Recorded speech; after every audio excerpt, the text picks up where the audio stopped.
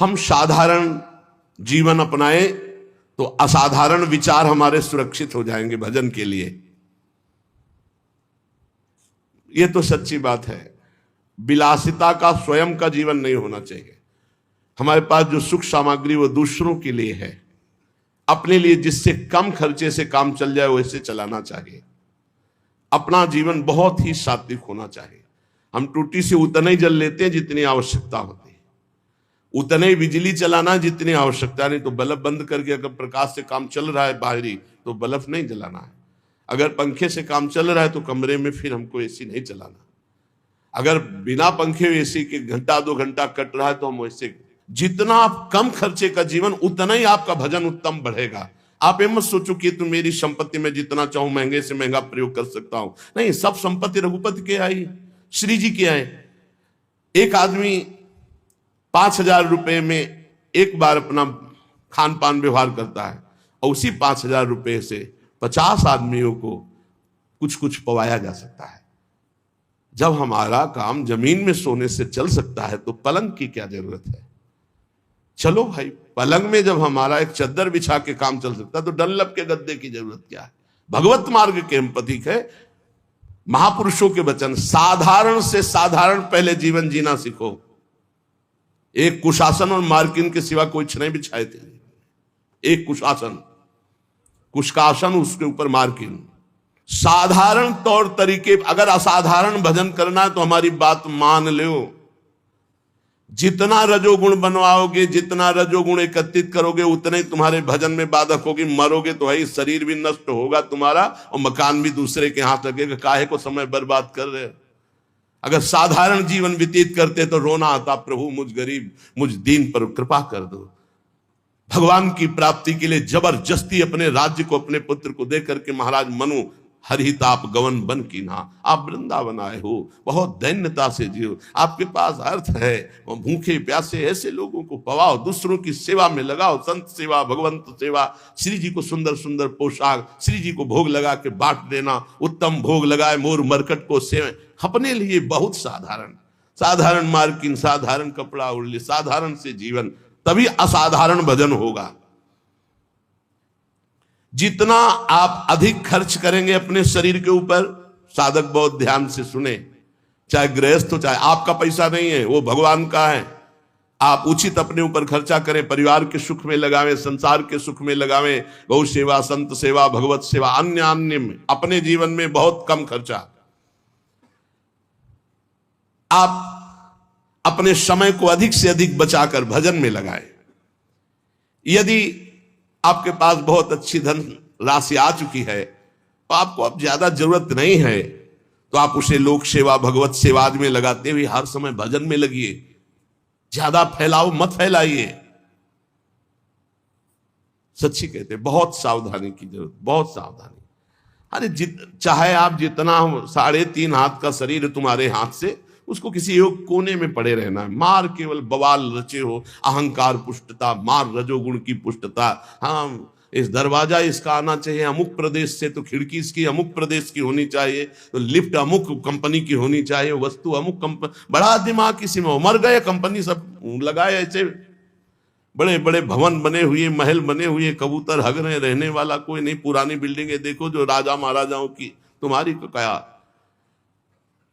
ये प्रमादी स्वभाव हटाइए। भजन के बहाने सुख भोगने की आदत छोड़िए तो परमात्मा प्राप्ति जल्दी हो जाए। डट करके सब झंझटों से निपट करके भजन करो। जीवन को प्रमाद से बचाकर प्रयत्न में स्थित करो। शब्द देख लो, शब्द ही है। प्रमाद से हटाओ और प्रयत्न में लगाओ। इतने माला भजन, इतना पाठ, इतना जाकर के राधा के कुंज में करना, इतना एकांत में पाठ करना, ऐसे ऐसे अपनी दिनचर्या इतनी फिट कि उसको तोड़ना नहीं किसी भी स्थिति में। परमात्मा को भुला देने वाले सामग्री, विषयों, इन सबको हटा दो। अभी लगन नहीं लगी, इसलिए जहां तुम्हारा वास है वहां कोई भी ज्यादा भगवत विमुख करने वाली वस्तुएं अच्छी नहीं होनी चाहिए। बात ध्यान रख लो। जहां वास कर रहे हैं पूरे में राधा राधा राधा राधा राधा राधा राधा, गुरुदेव राधा वल्लभ, गुरुदेव राधा वल्लभ, जहां दृष्टि, उनकी पोशाक, उनकी माला, उनके बस एक आसन शयन के लिए, एक आसन बैठने के लिए, बस। आधुनिकता का जितना दर्शन होगा, रजोगुण बढ़ेगा, भजन हटेगा। मान लीजिए, बहुत सावधान रहिए। वृंदावन है, वृंदावन की थोड़ा तो रहनी रखो। राधा राधा राधा राधा, यार कभी ऐसा भी करो ना कि एक टाट बिछा के सो, हाथ की तकिया, रज के पात्र रखे हुए कमरे में, उसमें भोजन प्रसाद पाया, टाट बिछा हुआ है, हाथ की तकिया में सो गए, नहा लिया, अपनी दिनचर्या में कुछ खर्चा नहीं, एक छोटे से पंखे से काम चला लिया। अगर आजकल इतनी बिल्डिंगें बन रही कि वायु बाहर की नहीं मिल, शरीर को जैसे रखो वैसे रहेगा। शरीर को जैसे रखो, वर्षों कभी बिजली नहीं रखी यही हित धाम में कटवा के, जैसे रखो। थोड़ी देर पसीना पसीना, जितनी नींद आनी उठ के बैठ गए, फिर मंत्र जो, हमको सोने के लिए है। नींद को जितना आना हो आ जाए, ना राधा राधा, आज नहीं आई तो कल आ जाएगी, कल नहीं तो परसों आ जाएगी। भजन तो हमारा हो रहा है। भगवान का आश्रय समस्त शक्तियों को जागृत कर देता है, भोगों का आश्रय समस्त शक्तियों को ढक देता है। इस बात को समझिए। बहुत दुर्भाग्य है जो हमें सुविधा अच्छी लगे, बहुत दुर्भाग्य है, सच्ची मानिए। अंदर की स्थिति को तुम नहीं जानोगे, बाहर की बातें देखते हो। बड़ा दुर्भाग्य है जब सुविधा में भजन किया जाए, बड़ा सौभाग्य है जब असुविधा में भजन होता है। जो असुविधा में भजन किया महापुरुषों ने, वो सुविधा में, वो तो सुविधा भ्रम है, सुविधा भ्रम है। देखो, पूज्य श्री रघुनाथ दास गोस्वामी जी के पिता ने रसोईया, रुपया, सब व्यवस्था, सेवक जन भेजे कि अब जब जगन्नाथपुरी में ही रहेगा बेटा बाबा जी बन के, तो सारी सुविधाएं। अपने आप वैरागी को कोई शिक्षा नहीं देनी होती। 1-2 दिन भोग बनाया, महाप्रभु चैतन्य देव को पवाया, फिर कहा कि जब हम भगवत मार्ग में चले तो मेरे प्रभु के द्वारा मेरा भरण पोषण होना चाहिए, ये पिता के द्वारा वैभव का नहीं। वापस कर दिया सब। और जगन्नाथ जी के सिंहपौर पर जो भिक्षुक जन हैं उनके बीच में खड़े हो गए।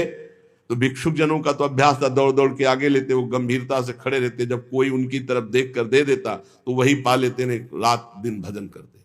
इस वृत्ति को भी ठीक नहीं समझा। फिर एक अन्य क्षेत्र से थोड़ा अन्य, फिर इस वृत्ति को भी सुविधाजनक समझा। रात्रि में जो प्रसाद फेंक दिया जाता, गौएं भी नहीं पाती, वो उठाकर धोकर फिर पाते, रात दिन नाम जप। महाप्रभु चैतन्य देव जी को जब गोविंद जी के द्वारा पता लगा कि ऐसे रघुनाथ दास जी, तो चुपचाप रात्रि में गए और भोग लगा को पाना ही शुरू किया था कि ऐसे, और कहा इतना स्वादिष्ट अमृत जैसा भोग अकेले अकेले पाता है रघु, मुझको निमंत्रण नहीं दिया।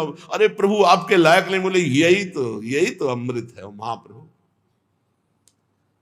भगवान का आश्रय समस्त शक्तियों को जागृत करता है और भोगों का आश्रय ये समस्त शक्तियों को ढक करके पाप ताप संताप उत्पन्न करता है। जो भगवान का आश्रय ले लेता है, भगवान उसके सारे दोषों को अपना दोष मान लेते हैं, सारे उसके अपराधों को स्वयं मिटा देते हैं। भगवान के बल के समान कोई बल नहीं, इसलिए उपासक को अपना बल नहीं, भगवान का बल का भरोसा रहकर निर्भय हो जाना चाहिए। थोड़ी रहनी सुधार लो प्रभु, थोड़ी रहनी सुधार लो, थोड़ा साधारण जीवन जियो तो असाधारण भजन होने लगे। ये सब ठीक नहीं। बाहर सच्ची कहते हैं, दुर्भाग्य समझो जो सुविधाजनक जीवन जीकर भजन करना चाहते हैं, जो साफ सुविधाओं को ठुकरा करके, साफ वैभव है लेकिन बहुत अकिंचन जीवन जीते हैं, बलिहारी उनके जीवन की। भगवान जितनी रचना रचे उसका प्रतिक्षण परिवर्तन हो रहा है और नाश की तरफ जा रही है। शरीर से लेकर जो भी आप देख रहे हो, गो गोचर जहां लघु मनुजाई, सबका परिवर्तन हो रहा है, सब नाश की तरफ जा रहा है। ये क्षण ध्वंसी है, किसी भी क्षण में नष्ट हो सकता है। जो तुम देख रहे हो सब यहां का मिलना संतोषजनक नहीं है। यहां व्यक्ति मिल जाना, वस्तु मिल जाना, स्थान मिल जाना, यहां कोई संतोषजनक नहीं, क्षणिक है, दुखद है। श्री भगवान पर विश्वास करके सर्व प्रकार से उनके ऊपर निर्भर होकर जो भजन करता है वो मंगल को प्राप्त होता है। क्षणभंगुर शरीर का क्या पता कब नाश हो जाए। भगवान की इच्छा से जो कुछ है उसी में संतुष्ट रहो। जो तुम्हारे पास है वो दूसरों की धरोहर है, तुम्हारी नहीं है। तुम कम से कम खर्चे में जीवन व्यतीत करो। इस नाट्यशाला में, जगत नाट्यशाला में भगवान के खेल को, सृजन पालन संहार, 3 खेल के रहस्य को जान करके खूब नाम जप करो। पता नहीं कल किसका आए कि ना आए। भगवान बहुत समीप हैं हमारे, उनसे अधिक समीप अन्य कोई भी नहीं है। उनका जितना चिंतन करोगे, उन्हें जितना अपने समीप देखोगे, उतना ही तुम परम सुखी होने लगोगे और भगवान तुम्हें दिखाई देने लगेंगे कि नजदीक है। जब तक अपनी इंद्रियों को वश में नहीं करोगे, मन को वश में नहीं करोगे, तब तक परमात्म स्थिति नहीं आती। श्री भगवान ने गीता जी में अर्जुन जी से कहा कि जो योग युक्तो विशुद्धात्मा विजितात्मा जितेंद्रिय सर्वभूतात्म भूतात्मा कुर्वन्नपि न लिप्यते। जिसकी इंद्रियां भजन के प्रभाव से वश में हो गई हैं, जिसका अंतःकरण मन बुद्धि चित्त अहंकार निर्मल हो गया है, जिसका शरीर पवित्र हो गया है, साधन करते करते शरीर वश में, इंद्रिया वश में, मन वश में, बुद्धि वश में, चित्त वश में, अहम वश में, संपूर्ण प्राणियों के आत्मस्वरूप भाव में जो स्थित है, अब उसको कोई कर्म नहीं बांध सकता।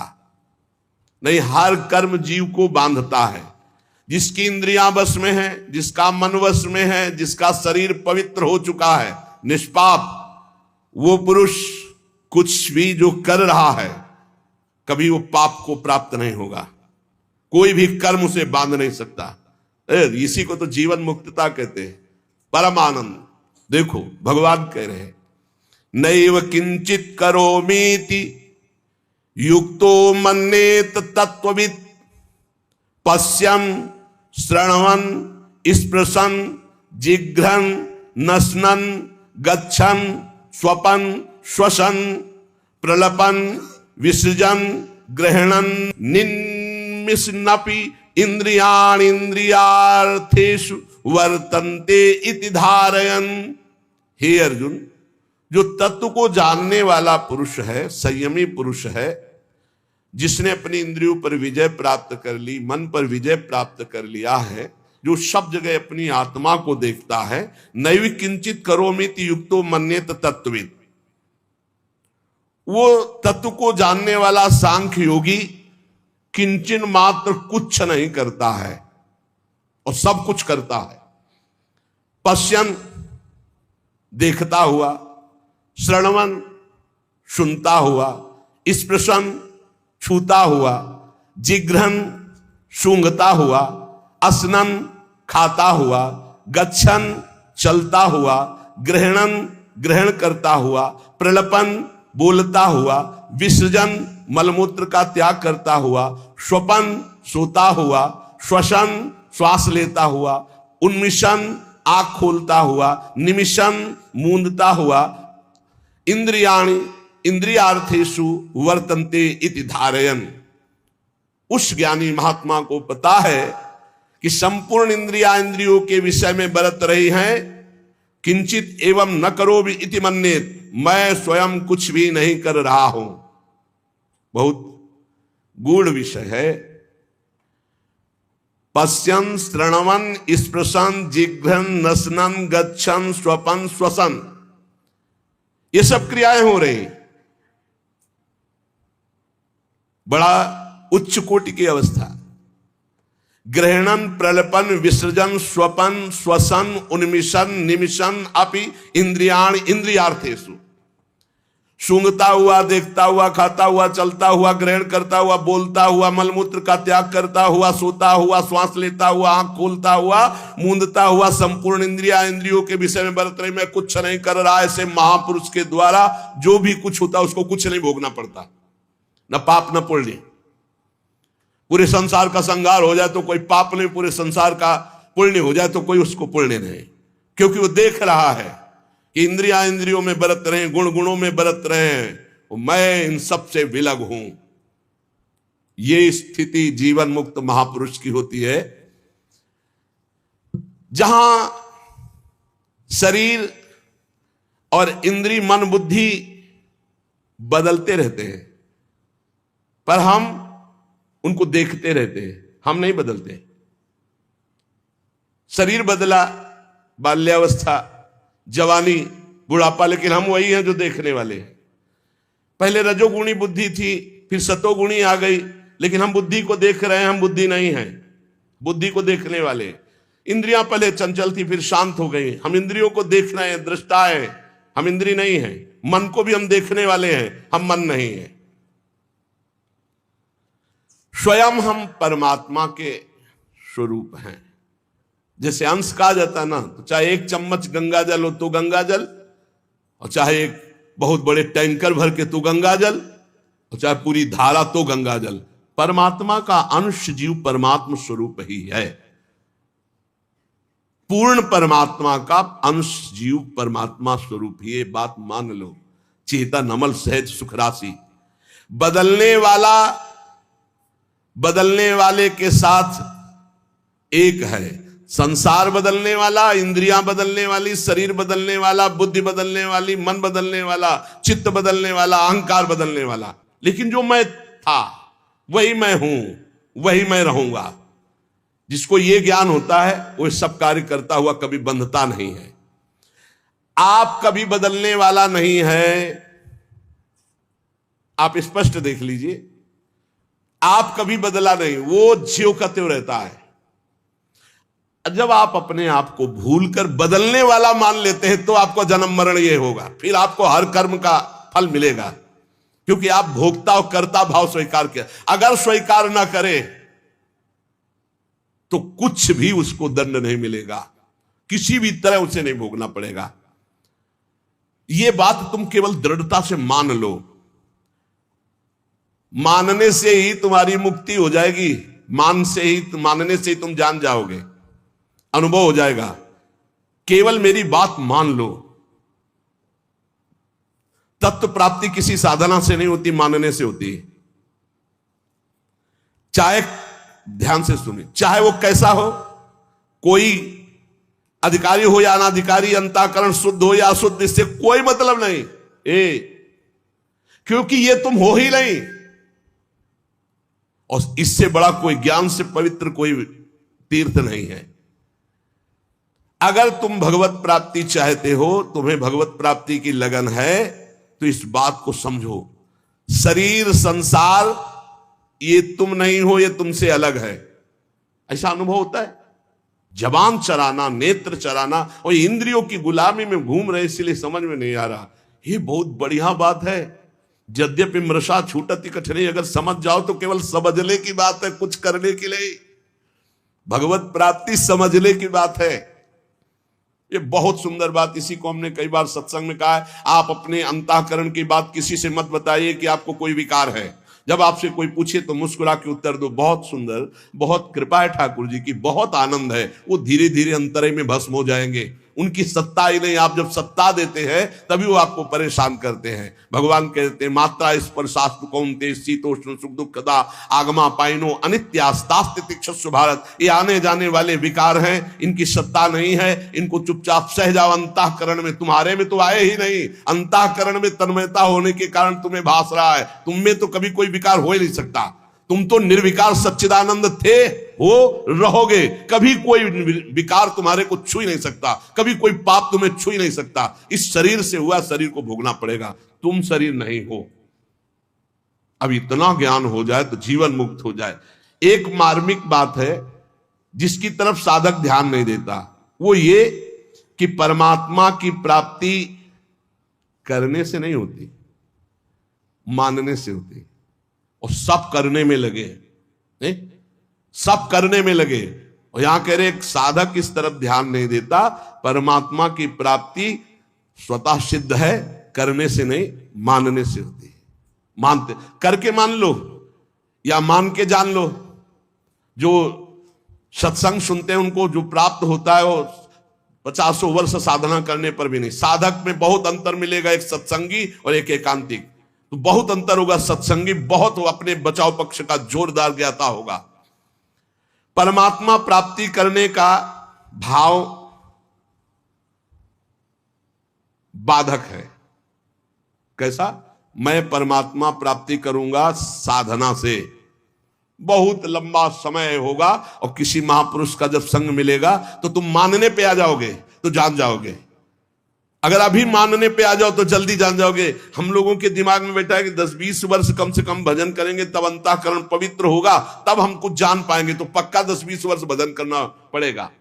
अगर आपको ये तो जानने की बात है, हमें बताया जा रहा है कि मैं परमात्मा हूं, मेरे में कभी विकार होते ही नहीं। तो जब अंतःकरण विकार युक्त है तो दृष्टा भाव से देख रहा, मेरे में तो विकार है नहीं, मैं तो सुना हूं निर्विकार हूं, बहुत शांति मिलेगी। उसी समय वो विकार नष्ट होने लगेंगे। बड़ा बड़ा जप अनुष्ठान, ध्यान अनुष्ठान, ये सब जो करके प्राप्त करने के बहुत लंबा समय लगेगा। करने से कर्तृत्व भाव पुष्ट होता है। कर्तृत्व भाव आने से व्यक्तित्व भाव होता है। और व्यक्तित्व में ही सारे प्रकृति के विकार जुड़े हुए हैं, उसी में फिर वो लचपच जाता है। बड़ा सूक्ष्म विषय, क्योंकि ये पूर्व का है इसलिए बहुत आनंददायक है। शरीर से तदात्म कर्तृत्व भाव से हुआ है। निर्लिप्तता का अनुभव करना ही है, चाहे जिस मार्ग से करो, कर्म योग से, भक्ति योग से, ज्ञान योग से। इसलिए क्रिया की मुख्यता साधक में रहती है भगवत प्राप्ति का। तो आप बोलो क्या करूं? क्रिया की मुख्यता रहती है। आप बोलो मैं क्या करूं? मैं ये करता हूं, मैं ये करता हूं, मैं इतना पाठ करता हूं, मैं ये करता हूं, ये करता हूं। किसको लेके बोल रहे हो? वाक्येंद्री से पाठ कर रहे हो, शरीर से सेवाएं कर रहे हो, चेष्टाएं कर रहे हो, लेकिन तुम तो इससे अलग हो ना। इतना ज्ञान है कि नहीं? अगर इतना ज्ञान नहीं तो सब कुछ अहंकार की धारा में हो रहा, वो शुभ कर्म के अंतर्गत आ जाएगा। जब अहम की धारा शरीर से जुड़ जाती तो भाषा बदल जाती है। सुनना भाषा, पहचान लेना। मैं करता हूं, मैं खाता हूं, मैं पीता हूं, मैं बोलता हूं, मैं चिंतन करता हूं, मैं निष्कामी हूं, मैं कामी हूं, मैं क्रोधी हूं, मैं क्षमावान हूं। मैं के आगे जितना जुड़ गया वो सब प्रकृति राज्य। क्रिया होती शरीर से, वो मान रहा मैंने किया। हर इंद्रियां क्रिया कर रही हो, हमारी इंद्रियों के कर्ता बने बैठे हैं। काम क्रोध आ रहे हैं, अंतःकरण में मान रहे हम अपने में। इसीलिए जीवन मुक्त होना कठिन कहा गया है, क्योंकि सोचते कुछ करके जीवन मुक्त होंगे। जो करोगे जीवन मुक्तता जो है उसी को ढकने वाली बन जाएगी। इसलिए महापुरुष अकर्ता होते हैं, अचाह होते हैं, पूर्ण काम होते हैं। बोले साधना करते करते हो गए? नहीं, हमारा स्वरूप ही पूर्ण काम है, सिद्ध है। चाहे अभी मान लो, चाहे 50 वर्ष साधना करने के बाद मान लेना। नैव तस्य कृतेदार्थो ना कृते नेह कश्चन। वास्तव में स्वयं में कभी कोई क्रिया होती नहीं, और शरीर बिना क्रिया के रह नहीं सकता। जब स्वयं निर्लेप रहता है तो शरीर से पवित्र आचरण होते, पापाचरण नहीं। चुप हो जा। क्या कह रहे? सबसे बड़ी साधना चुप हो जा। अलग देखो अपने आप को, शरीर से, इंद्रियों से, अंतःकरण से। चुप हो जाओ। तुम करता नहीं हो, परंतु गलती यही होती कि चुप नहीं रह पाते, शांत नहीं रह पाते, सत्ता का अनुभव नहीं कर पाते। बस क्रियाओं में हम फंस गए हैं, स्वयं में कोई क्रिया नहीं है। इसीलिए भगवान कहते हैं वो महापुरुष जो स्वयं को जान गया, वो पश्यन, श्रवण, स्पृशन, जिघ्रन, असनन, गच्छन, ग्रहणन, प्रलपन, विसर्जन, स्वपन, श्वसन, उन्मिशन, निमिशन अपि इंद्रियाण इंद्रियार्थेषु। देख लो, देखता हुआ किससे देखता है? कौन देख रहा है? बोले नेत्रेंद्री देख रही है। किसको देख रही? अपनी प्रकृति को ही। प्रकृति के बने हुए नेत्र प्रकृति को देख रहे हैं। आप इसके दृष्टा हैं। किसके? नेत्रेंद्री के। आप नहीं देख रहे, देखने का काम नेत्रेंद्री है। आप देख लीजिए, नेत्रेंद्री बंद हो गई, अब बताओ सामने कौन बैठा हुआ है? आप नहीं देख रहे, नेत्रेंद्री देख रहे। तो देखता हुआ भी मैं नहीं देख रहा हूं, देखता हुआ भी मैं नहीं देख रहा हूं, क्योंकि मैं नहीं देख रहा हूं, नेत्रेंद्री देख रही है। सुनना काम किसका है? श्रवणेंद्री का। अगर श्रवणेंद्री को अभी बंद कर दिया जाए तो आपको बाहर खूब बातें हो रही नहीं सुनाई देंगे, आप नहीं सुन सकते, क्योंकि सुनने का काम श्रवणेंद्री का है। तो मैंने नहीं सुना, श्रवणेंद्री सुना, मैं उसका दृष्टा हूं, साक्षी हूं। छूने का काम निष्प्रसन त्वगेंद्री से, त्वगेंद्री के बिना स्पर्श का अनुभव नहीं होता। जिघ्रन सूंघने का काम घ्राणेंद्री, असनन खाने का स्वाद लेने का काम रसेंद्री, गच्छन चलने का काम कर्मेंद्रियों में चरण, ग्रहण करने का काम हस्तेंद्री, प्रलपन बोलने का काम वाकेंद्री, मलमूत्र त्याग करने का गुदाएंद्री, स्वपन सो रहा है, श्वास ले रहा है, आंख खोल रहा है, मूंद रहा है, संपूर्ण इंद्रियां सब इंद्रियों में बरत रहे। इसको मैं जानने वाला हूं, लेकिन मैं देखता सुनता खाता पीता नहीं हूं। खाने पीने का काम प्राणों का है, प्राण पोषण। मैं प्राण थोड़ी हूं, मैं तो आत्म तत्व हूं, भगवत स्वरूप ईश्वर का अंश हूं। ये ज्ञान जिसको हो गया तो कह रहे किंचन मात्र कभी कोई उसके ऊपर बंधन नहीं रहता।